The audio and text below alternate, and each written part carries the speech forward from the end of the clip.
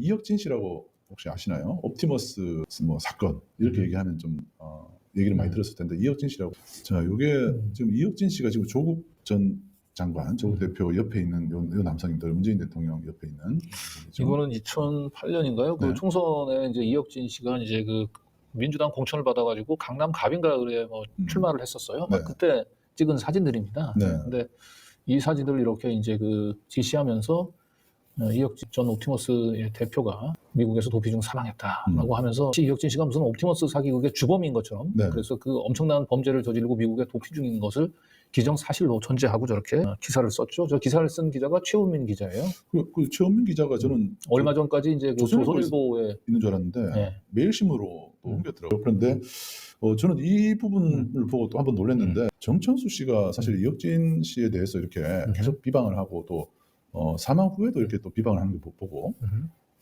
정말 해도 너무하다 싶은 생각이 좀 들었어요. 왜냐하면 다른 사람도 아니고 정천수 씨는 이런 말을 할 수가 없을 것 같은데. 네. 그죠? 누구보다도 일단은 사실 이제 이혁진 씨가 어떤 배경에서 미국으로 출국을 했는지를 잘 알고 있거든요. 네.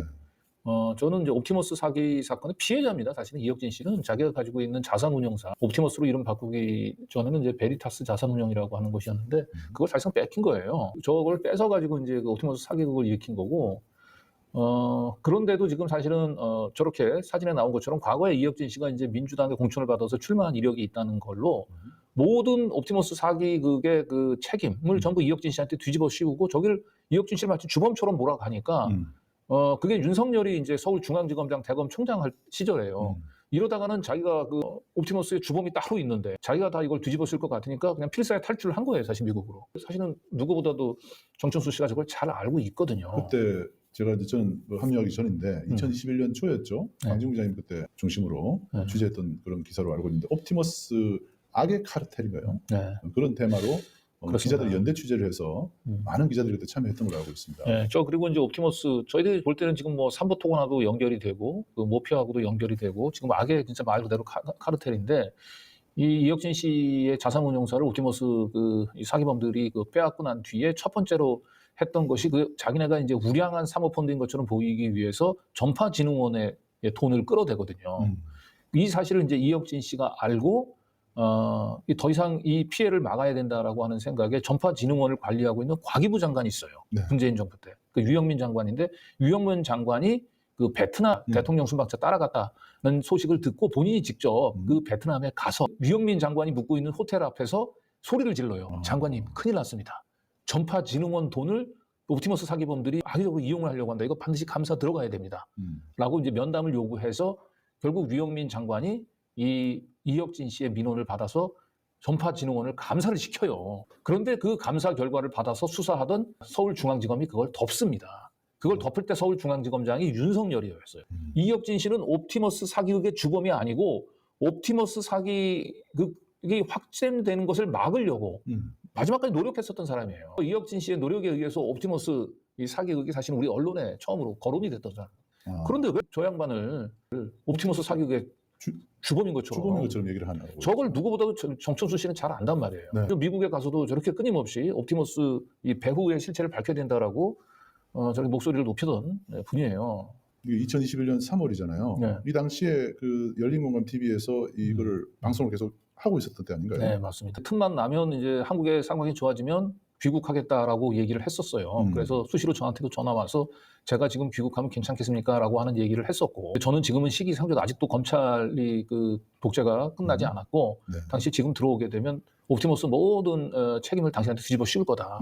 그래서 조금만 더 참으라고 얘기를 했는데 윤석열이 결국은 이제 내란을 일으켜가지고 지금 이제 탄핵 됐잖아요. 그래서 이제 본인도 다시 이제 귀국하겠다는 꿈을 옵티머스의 그 사기극의 전모를 밝히겠다라고 하는 꿈을 가지고 있었는데 참 안타깝게 귀국을 코앞에 두고 저렇게 안타까운 비보를 접해서 너무 참 마음이 착잡합니다. 네.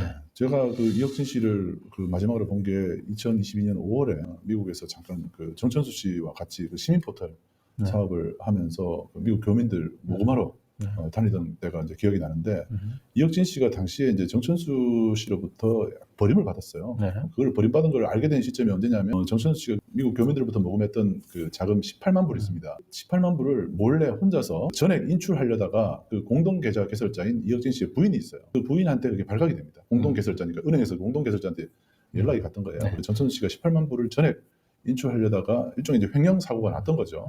그러면서 두 사람이 갈라서게 됩니다. 그리고 이혁진 씨는 정천수 씨가 범죄를 저질러 한다는 사실을 회사 측에다가 공익 신고를 한 거죠. 이분이 이제 그래서 특징이 이렇게 불이나 이런 나쁜 것을 보면은 제보나 신고를 하시는 분이에요. 그런데 문제는 정천수 씨가 이혁진 씨를 매니저처럼 데리고 다녔는데 급여를 주기로 했다가 하나도 안 준 거예요. 그래서 그 사실을 저희가 이제 이혁진 씨로부터 나중에 얘기를 듣고 이혁진 씨와 이혁진 씨 부부가 정천수 씨한테 고용이 되어서 일을 하고 한 달 반 이상 급여를 받지 못한 부분에 대해서 저희가 급여를 지급한 적이 있어요. 그런데 그걸 가지고 정천수 씨는 마치 열린공감에서 회사가 매수한 것처럼 그렇게 경찰에 고발까지 했습니다. 그게 최근에 다 무혐의로 최종 결론이 났습니다. 그리고 저도 이제 최근에 알게 됐는데 이혁진 씨가 마치 옵티머스 사기 주범인 것처럼 기사를 썼던 언론사들 있죠. 네. 그 언론사들을 상대로 이혁진 씨와 이혁진 씨 부인이 명예훼손, 그러니까 손해배상 청구 소송을 제기했는데 법원에서는 가로세로 연구소, 조선일보, 뉴스원 이 세 군데에 대해서 일단 판결이 나왔더라고요. 원래 이제 조정을 이제 권유를 했던 것 같고 조정을 가름하는 결정으로 해서 강제로 서울고등법원에서 가로세로 연구소를 상대로 이렇게 결정문을 내놨습니다. 여기 보시면은 이 반론 보도입니다. 그러니까 노력했다고 알려왔습니다. 이렇게 해서 사기 피해를 막기 위해서 노력했다는 사실을 방송에서 얘기하라고 그렇게 하면서 개인정보 자기결정권과 프라이버시, 사업활동 등의 피해가 생길 수 있었던 점에 대해서는 유감을 표한다라는 얘기를 방송에서 하라고 이거를 이제 방송에서 언급하지 않으면은 매일 50만 원씩 돈을 지급하게 그렇게 결정을 내렸더라고요. 가로세로 연구소 그리고 뉴스원도 마찬가지입니다. 뉴스원도 이혁진 씨를 마치 옵티머스 사기 주범처럼 보도를 했다가 반론 보도 재개 명령. 조선일보 같은 경우는 좀 특이하게 반론 보도를 또 안 받은 것 같아요. 조선일보가 제가 여러 번 언론중재위에서 만나보지만 조선일보는 절대 안 받습니다. 무슨 수를 써서라도 고지를 부리고 안 받아요. 그래서 아마 법원에서 유감 표명하는 걸로 가름을 한 것 같아요. 이것도 참 이혁진 씨가 한국에 있고 그러면은 좀 강하게 푸시도 하고 했을 텐데 미국에 있으면서 변호인 통해서 이렇게 하는 게 아마 한계가 있었던 것 같아요. 그래서 고등법원에서 조선일보가 이혁진 측에다가 유감 표명을 하는 결정을 했다고 합니다. 정천수 측에서 고소했었던 8가지 죄목이 있습니다. 네. 그 중에 이제 7가지 제목이 2024년 12월 27일부로 지금 보시면 알겠지만 모두 불성치, 무혐의, 혐의 없음, 증거 불충분으로. 네. 이 무혐의 결정 받은 것 중에는 저희가 이혁진 씨하고 짜고 정천수 씨를 미국으로 유인시킨 이후에 정천수 씨가 미국에 가 있는 동안에 정천수 씨를 해임을 하고 그 대가로 이혁진 씨한테 우리가 용역비를 지급을 했다. 네. 뭐 그런 걸 해서 이제 업무상 횡령으로 이제 건 것도 있는데 뭐 말도 안 되는 거죠. 네. 예, 그런 것들을 뭔지 모르지만 하여튼 경찰에서 1년 이상 가지고 있다가 결국은 윤석열이 탄핵이 되고 난 2024년 12월 27일부로 네. 전부 다 무혐의로 털었습니다. 네.